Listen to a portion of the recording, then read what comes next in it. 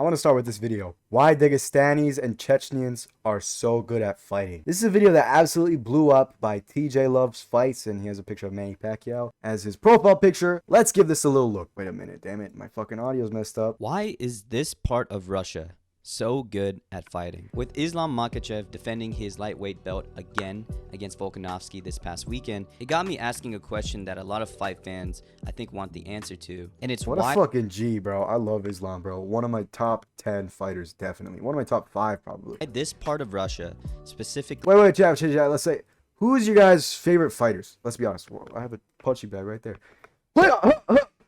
Anyway, what was I gonna say? Who's your guys' favorite fighters?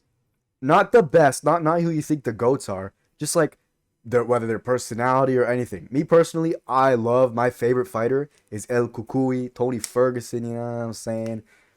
Tony Fergus Sigma. That's what I call him because he just does not fucking move. Play the clip. It was funny. But anyway, let's just keep watching this video. I don't know what the fuck I'm talking about. Who's your favorite fighter? Let me know in the comments. Chechnya and Dagestan is so good at fighting. This tiny part of the globe has produced fighters such as... By the way, if you say your favorite fighter is Sean Strickland, you're a dick rider, you are a meat rider, you are a side picker. How do you say? You switch sides, bro. You're not a real homie, bro. It's just because he won the fucking championship, bro.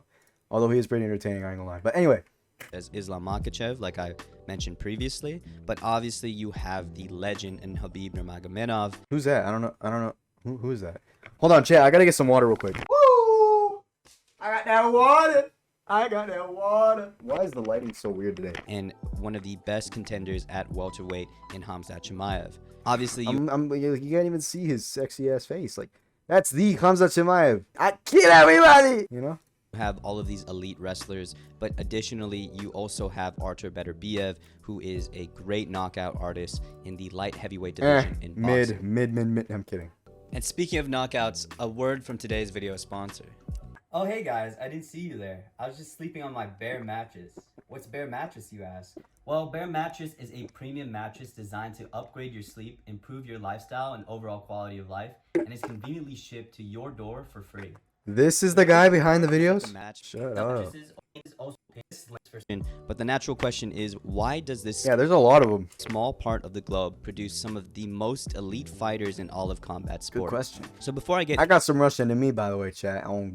Pause. First of all, my dad's Russian. Into answering this question, I wanted to define this region that we'll be focusing on, and that is the Caucasus Mountains, which is a mountain range that naturally separates Eastern Europe and Western Asia.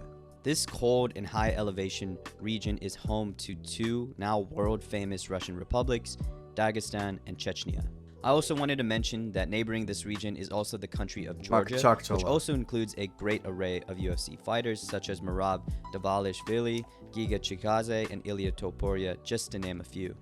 But in this video, we're going to be focusing on the aforementioned republics of Dagestan and Chechnya. So the reason... Also, Makhachkala, isn't that where Islam's from? I don't know. The reason why these two countries are usually paired with each other is because they have a very similar history. The Chechens of Chechnya and the Avars of Dagestan are both warrior people of this bro looks like exactly like my dad or Khabib or mountain range that are primarily Muslim. Both Dagestan and Chechnya are both republics of Russia today, but they were taken by force by the Russian Tsar Nicholas I in the mid-1850s. Both regions have had histories trying to revolt against the Russian rule. Most of these revolutions came from the Chechens and included two Chechen wars that spanned from the late 90s all the way to 2009. And though these wars usually pitted Chechnya versus Russia, there was also a war of Dagestan in the middle of these two Chechen wars, in which the Chechens tried to take over Dagestan from Russia but ultimately failed. Though these wars ended in 2009, until today, these regions are still breeding grounds for violence between the Chechens and the Russians. Because of this war and violence, many fathers during this time would put their children in wrestling programs. And the programs in countries that were formerly under Soviet rule are extremely elite because of the USSR's heavy focus on wrestling, especially during the 70s and 80s, where they were just winning so many Olympic wrestling events. And during this time, the Soviets would create a very effective style of wrestling called Sambo, which has been practiced by legends such as Fedor Emelianenko, Khabib Nurmagomedov, and when we're talking about today's fighters, we also have Islam Makhachev, who was the 2016 World Sambo Champion. So as you can imagine, the wrestling culture in Dagestan is so strong because these fathers are putting their kids at a very young age into probably some of the best wrestling programs in the world. Both Khabib and Islam have described their fathers training them in wrestling when they were very, very young, and it seems like the culture for many Dagestani kids today. Khabib has described if he went to a family friend's house and his father saw another kid there that was the same age and weight as Khabib, he would make them wrestle, and this apparently happened all over the streets of Dagestan. And also, who can forget the video of Khabib's father making him wrestle a bear when he was like 5 years old. Isn't that crazy? So as you can see, you know, chat, I really want to buy a bear because of that video. I saw that video, I got really inspired, and I really want a bear now. I want to get a big ass, I mean, not a grizzly bear, obviously. I got to get like a brown bear, about my size type shit, although brown bears are kind of short. I'm already 5'10" almost, but you know what I'm trying to say, man. I want a bear, someone to wrestle with all the time. He's never not down to wrestle, and he'll chew your hand if you don't wrestle with him. the strong and elite wrestling culture has practically been embedded into the Dagestan and even Chechen culture in general. But I think this culture of wrestling within these areas took a real turning point when one of them would eventually break through and make it on the global stage. And of course, that one person I'm talking about is the legend Khabib Nurmagomedov. Yes, sir. In general, I think all it takes is one guy from a poverty-stricken, violence-ridden area to impact the path of many.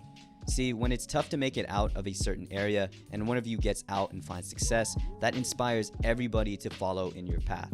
Think Manny Pacquiao from the Philippines. For a lot of Filipinos, he is the reason why we took up boxing. Another good example is Brazil. For them, that's definitely Royce Gracie and the Gracie family in general. This is why we see a lot of elite Brazilian Jiu-Jitsu practitioners and also mixed martial artists coming out of Brazil. And there's probably a whole slew of different other examples, but I think in general, when you come from a country that is very poverty-stricken and also there is very little opportunities to make it out, and you see somebody that looks like you, that grew up in the same area as you, finally make it and succeed tremendously, the culture kind of shifts to whatever they did. So like I mentioned previously, this area already had Even the Irish, like Conor McGregor did it too. Had a strong wrestling culture, but to see somebody, a superstar in Khabib, succeed with that style of wrestling, it propelled the culture of wrestling within these areas even further. And finally, the last reason, but also a huge reason as to why they're so good at combat sports, is because of their iron discipline that I do think stems from the religion of Islam. Like mentioned before, the people of Chechnya and Dagestan are primarily devout Muslims, and with this religion comes restrictions on what they can do. Devout Muslims cannot do things that are considered haram, and this includes drinking and doing drugs. So because of this, they remain extremely disciplined. I probably don't have to give you too many examples, but we've seen UFC fighters, boxers, and combat sports athletes not reach their full potential or go off track of where they were supposed to go because they partied a little too hard. Though with the Dagestanis and Chechens, who are very devout Muslims, you probably don't have to worry about those problems happening with them because of, again, their strict adherence to their beliefs. So it's pretty hard not to imagine these guys being some of the most elite fighters in the world, as their life essentially revolves around training and fighting, staying away from drugs and drinking, and also... And I think that I'm following their blueprint fully in what I do. I'm taking it the Chechnyan route. I'm trying to visualize myself having a dad like Khabib's who just pushes into the limits, man. And obviously be disciplined as possible, be as make the right moves and just do everything good by God. That's the number one thing that I'm focusing on, is just doing everything God would want me to do at all times. That's how you really will stay righteous. That's how you really will stay on the right path, as long as you do right by God all the time. There's no other way. Praising Allah. So in conclusion, the area of Dagestan and Chechnya and also the surrounding region is a weird but perfect mix of everything that would make a great fighter. Because of their historically tough circumstances, this has made very tough people, which makes them perfect for a tough sport like wrestling or fighting in general, something that already happened to be embedded in the culture of the Soviet rule. And eventually one of them would make it out and grow the sport/culture even more, inspiring more youth to follow in this path. If you also mix this in with a religion that prevents them from doing things that could potentially sidetrack them, you have the perfect combination for the ultimate fighter. But what do you guys think? That's amazing, bro. Is the Dagestani and Chechnya region going to continue to dominate combat? I think it absolutely will, but I think one outsider who's American and Russian, raised in Israel, is gonna conquer the division full-heartedly, bro.